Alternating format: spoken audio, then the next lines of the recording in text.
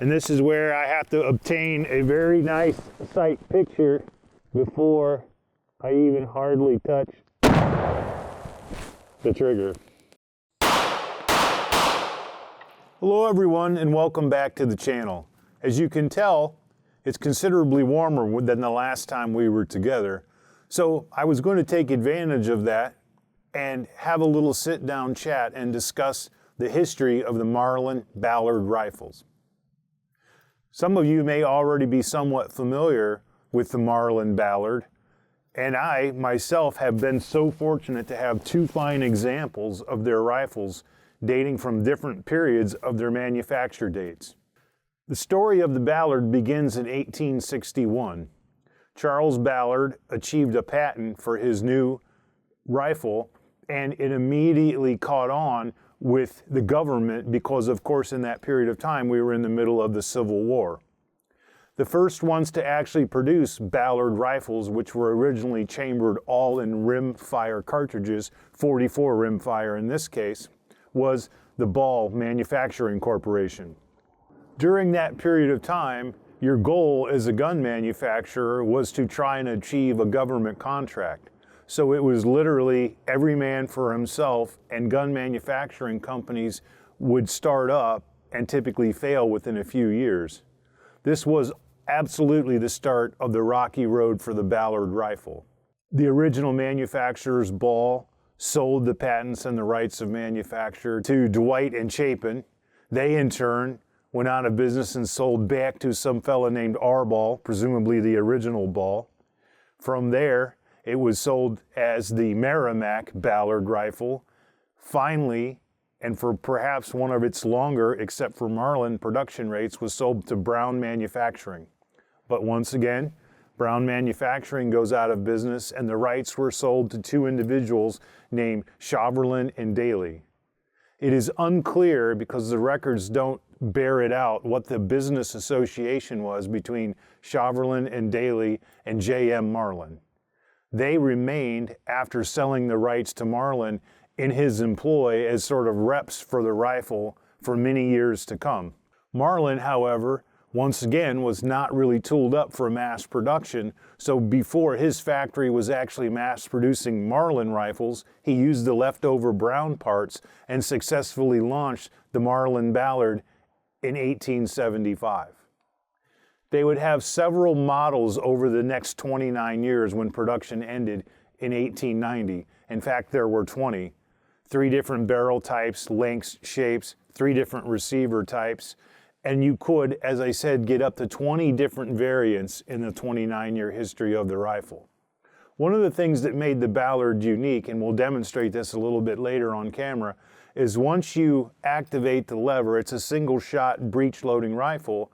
There's nothing in the way to obstruct the round from going into the chamber, so it was quite fast, not only for military use, but also for hunters that needed a quick follow-up shot, as quick as you can, with a single-action rifle. They were chambered originally, as we said, in rimfire cartridges, way down to .22 long rifle later on, and as high up in power as the 45-75 Sharps.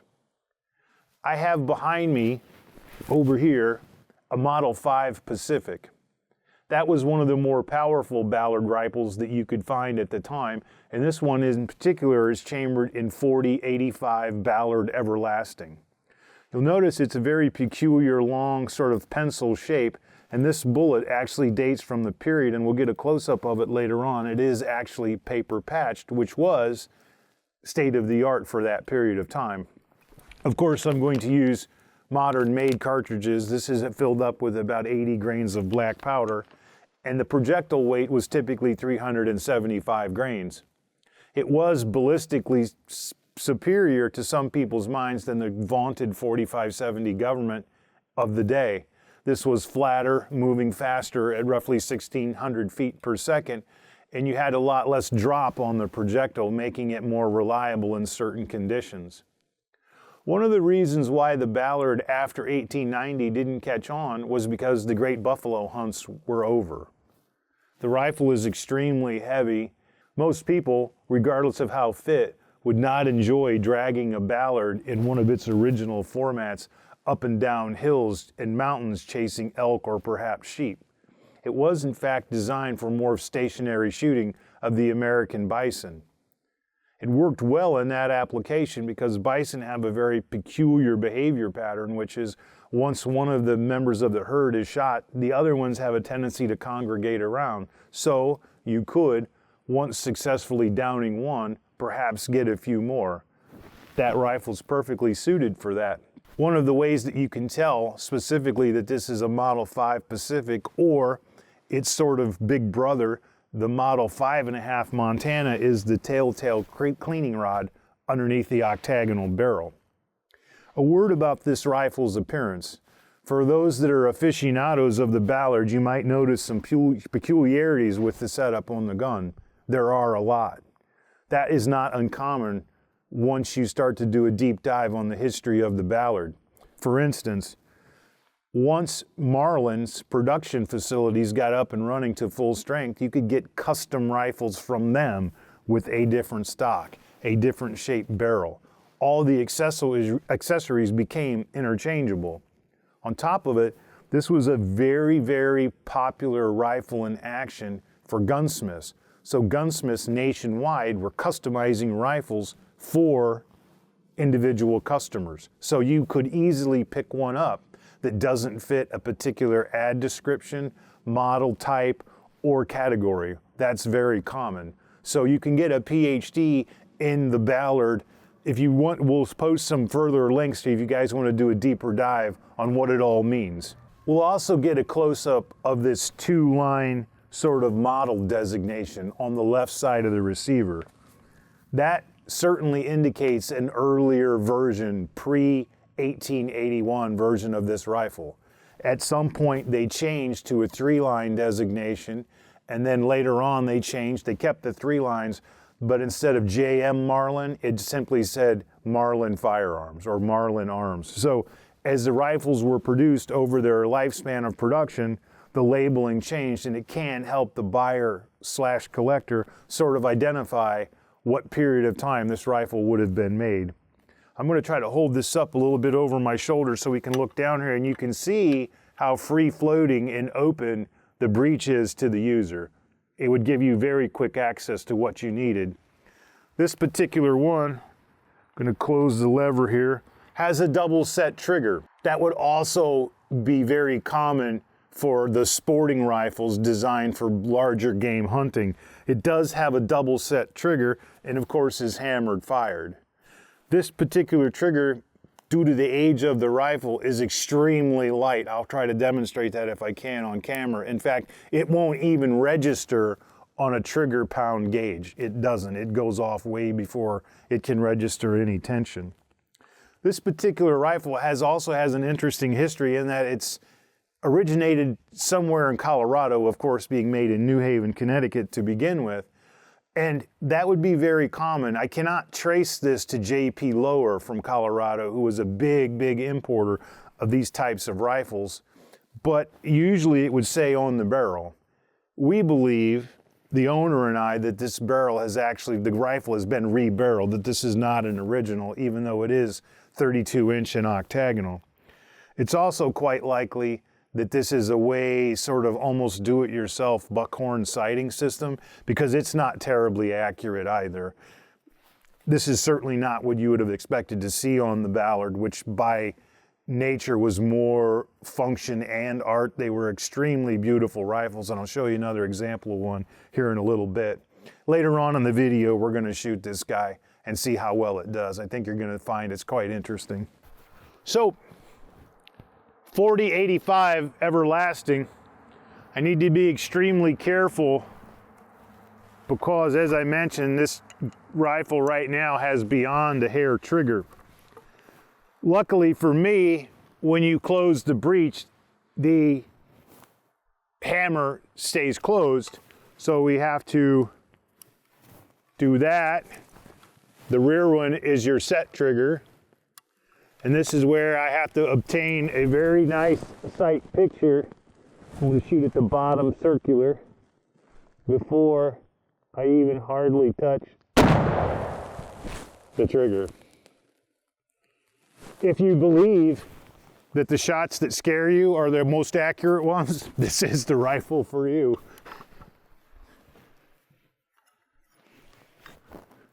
Wow, I cannot tell you how much fun that was. And one more just because. The components for this rifle are very expensive. You could easily pay $5 or $6 a round sourcing components alone. So once again, I'm going to cock the hammer, carefully set the rear, finger off, obtain the sight picture I'm looking for, try to hold.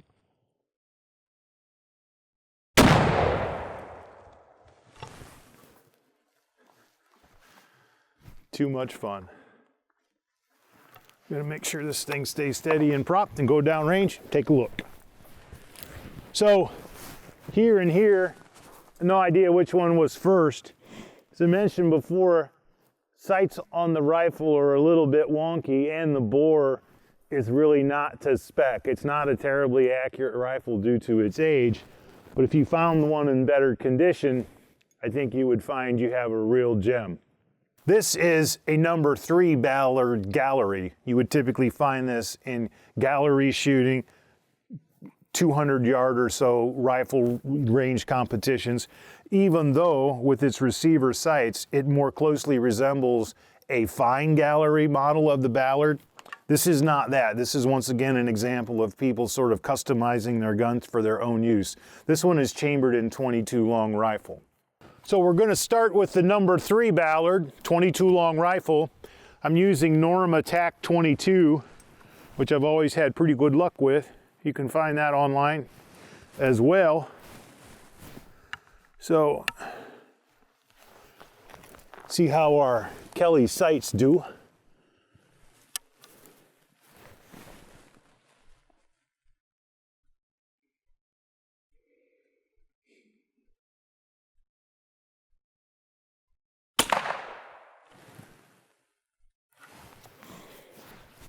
My eyes don't work near well enough to tell what the result was, but we'll try another one. It's really not an accuracy test. It's more to have a little fun shooting this amazing piece of history. Smooth, excellent trigger on the rifle.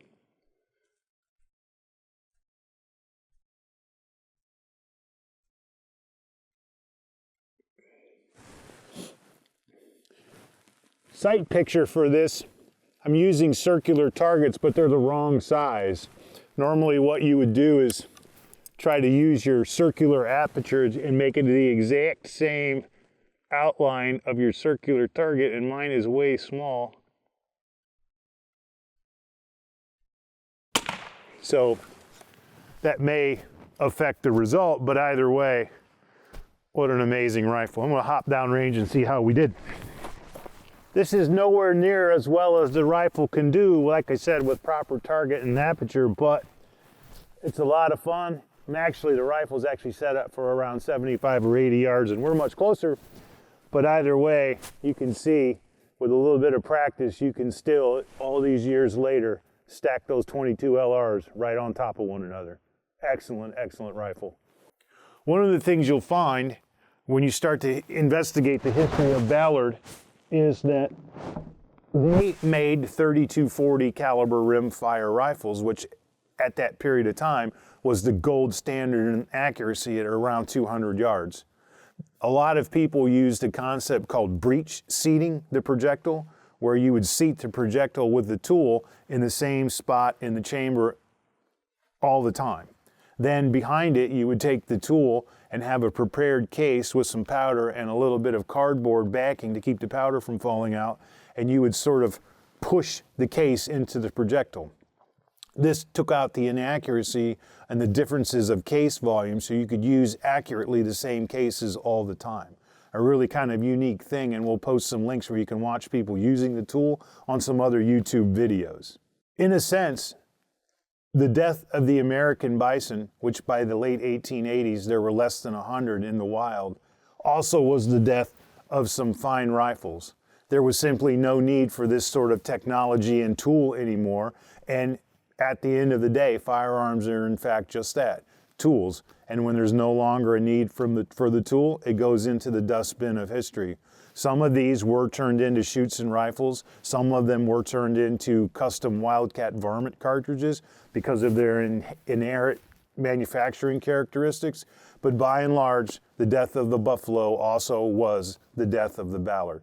I hope you guys have enjoyed this video and the shooting they went with. Kind of a unique thing to have a hold of here in Findlay, Ohio. And I really appreciate Josh Carpenter for letting me borrow them.